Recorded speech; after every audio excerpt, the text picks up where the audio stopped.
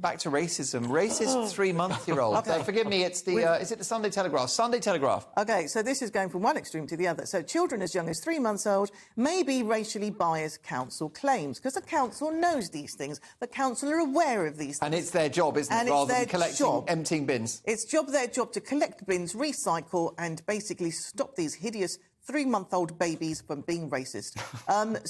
There's a poster being shared by the Islington Council that says by 5, white children are strongly biased in favour of whiteness. OK, by 5, I kind of concur that, you know, you may know colour, you may know that someone's different, and in fact you have that wonderful quality where you just point it out and say, oh, Mummy, why is that person black or white? You know, you might say that. I love it when you're in the queue at the airport and the kid says, Mummy, why is that boy brown or something like that? Why is that woman wearing that funny mask? Yeah. Oh my God, my child's going to say something that could be construed as racist. I must deal with this. They're just saying it's beautiful and it's innocent and it's lovely, right? But then they're going further and saying at 3 months they have, at 3 months, babies look more at faces that match the race of their caregivers. No, babies are actually very selfish. They'll go to the person that will feed them, that will give them food and nourishment and comfort. So it's nothing to do with colour. So, I mean, it's just, this has gone too far the other way. Yeah. And I think maybe just children and children actually, I think, we could learn from children, like small kids, because they don't see colour, they don't see... They'll only repeat what they're told. Yeah. So, Gila, I mean, in all candour, answer me this question. Are we now just preoccupied with racism, that everything is seen through the lens of racism? Have we got to just get over it and tackle inequality and lift up those at the bottom of the economic ladder, some of whom will be from a black or minority ethnic background and others will be very, very poor white people? Do we need to move on from race at some point? OK, so this article actually does very much harm to real racism out there, because the fact that you just said to me, do we need to get over it, right? It just shows how dangerous things like this are. Because what it makes everybody think is like, oh, so it's cured, it's fine, nobody's racist. Yes, it is.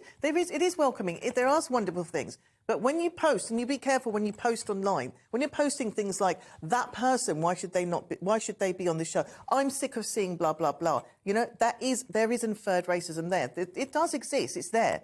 But I take your point. I mean, it's more a question, not a statement. It's not a statement. Do we focus on it too much or not? Or not enough? Also, do you think it's a microaggression that Mark is directing these questions about race at you? No, Mark, I know Mark very well, and I know what he's doing. He's trying to get some balance in what... Well, I want to know, because I can't decide whether now racism is the most evil thing, but whether society and institutions are essentially, you know, preoccupied with it, and that it's counterproductive.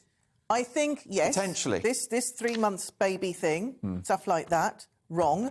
The KPGM story where they're getting unconscious bias because of something that happened, right. That is the way that all organisations are going to have to deal with things.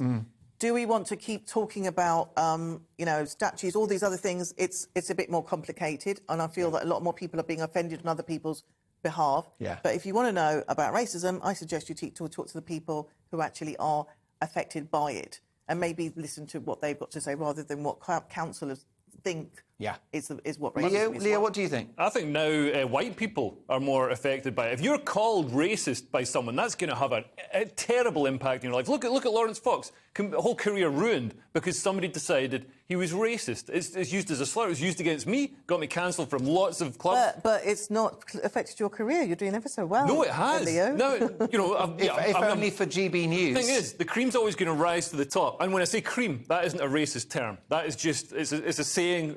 You know, and for not 1 minute did I think cream was racist at all. But but I've got to qualify that because that's the white people have to live under this fear of saying or being perceived as racist, and I think the fear of like being seen as racist does more damage than look at the grooming gangs. The fear of looking racist stopped anybody dealing with the grooming gangs for decades.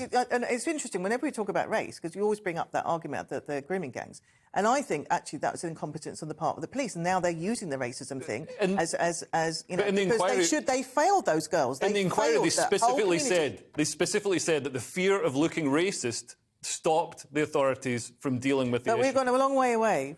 So when you're saying about the fear of like white people feeling that, oh, we can't talk about racism in case we come across as racist, that's only going to be an issue if you are slightly holding racist views. No, it's not. The fear of looking... Why can't you speak? I feel I can speak freely. Why can't you not? Like, the only issue, like on the trans issue, that has kind of silenced all of us because none of us wanted to say the wrong thing. But so you're agreeing that, like, but you're saying that's exactly what I'm saying. I know, so you're afraid of saying the wrong thing, being perceived as transphobic. It's the same thing with racism. But you do then have to look at yourself and think, well, actually, I don't agree with the majority there, but there's still ways to have a conversation. We're still having a conversation here about trans issues without having to resort to being transphobic. Do you see what I mean? It's like we can have a discussion about racism without being racist, and to allow horrific crimes like grooming gangs to continue out of fear of looking racist. If you deal with it, shows the power. Leo, you bring the grooming. What other examples do you have? Because you always bring the grooming gangs into the. It's a huge hundreds of thousands of victims. Every time we talk about racism, we can talk about very briefly, Sajeela. Does casting everything as racist? Cartoons are racist. Shakespeare's racist. The Prime Minister's racist. This table is racist. But what it does is it lets real racists off the hook.